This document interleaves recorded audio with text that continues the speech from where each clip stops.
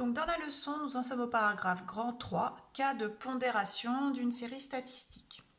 Alors, on l'a vu dans l'exercice 67, page 309, parfois dans une même série, on a plusieurs fois la même valeur. Et donc, quand on fait le calcul de la moyenne, puisque c'est ce qui nous intéresse dans ce premier paragraphe, on n'est pas forcé de additionner autant de fois, d'écrire autant de fois l'addition qu'on a de valeurs, on peut la transformer en une multiplication. Donc c'est ce que l'on va voir dans ce paragraphe-là.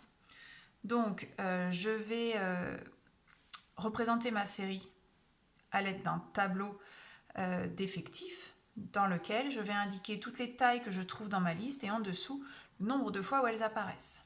Donc là, il faut essayer d'être méticuleux pour ne rien oublier. Donc j'ai 72, donc je vais juste faire un petit repère en dessous. Je la barre au fur et à mesure. 160, 161, 165, 177, 172, 156, 175, 162, etc.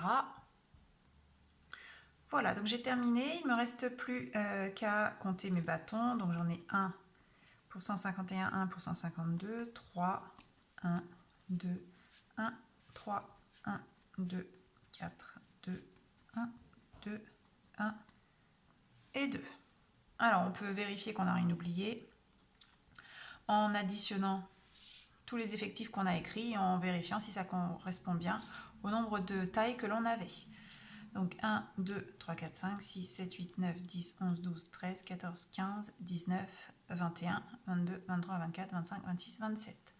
1, 2, 3, 4, 5, 6, 7, 8, 9, 10, 11, 12, 13, 14, 15, 16, 17, 18, 19, 20, 21, 22, 23, 24, 25, 26, 27. Donc c'est bon. Donc quand on a une série qui est présentée sous cette forme-là, à l'aide d'un tableau d'effectifs, il faut bien faire attention lorsque l'on calcule la moyenne, de bien prendre en compte que chaque taille peut être plusieurs fois dans la série. Et donc, pour bien prendre ça en compte, on va, pour calculer la moyenne, faire 151 et bien multiplier par l'effectif, pour indiquer qu'il y ait autant de fois que l'indique l'effectif. Alors si c'est 1, on n'est effectivement pas obligé d'écrire 151 fois 1, mais par contre, quand je vais arriver à 156, là, je serai obligé d'écrire 156 fois 3. Donc c'est ce que l'on va faire ici. Donc là, vous avez la formule que l'on va appliquer tout de suite. Donc, j'ai une fois 151, plus une fois 152, plus 3 fois 156, plus une fois 158, etc. jusqu'à la fin, 2 fois 177. Et attention encore, petit piège ici, il faut bien diviser par le nombre total de valeurs, c'est-à-dire pas 1, 2, 3, 4, 5, 6, etc., mais 1 plus 1, plus 3, plus 1, plus 2, plus 1, plus 3, etc., le 27 qu'on a trouvé tout à l'heure. Donc 1, plus 1, plus 3, plus 1, etc., jusqu'à plus 2 à la fin. Donc, on calcule. Donc, je vais déjà calculer le numérateur. Donc, une fois 151, plus une fois 152, plus 3 fois 156, plus 158,